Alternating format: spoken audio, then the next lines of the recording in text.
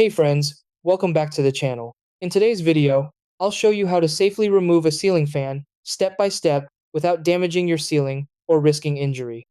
Before touching the fan, safety comes first. Turn off the circuit breaker that powers the fan and use a non-contact voltage tester to confirm there's no electricity flowing. Once power is confirmed off, set up a sturdy ladder and have an assistant nearby, especially if the fan is heavy. Start by removing the light fixture. Take off the glass shade by twisting it counterclockwise. Remove the bulbs, and unscrew the light kit. Carefully disconnect the light wires, paying attention to wire colors so reinstallation is easier later. Next, remove the fan blades one at a time by unscrewing them from the motor housing. This reduces the weight and makes the fan easier to handle.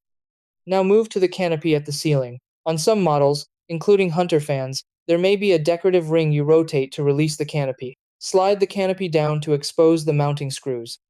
While supporting the fan with one hand, remove these screws. Disconnect the ceiling wires by unscrewing the wire nuts, then gently lower the fan. Finally, remove the mounting bracket from the electrical box. If at any point you feel unsure, stop and contact a licensed electrician.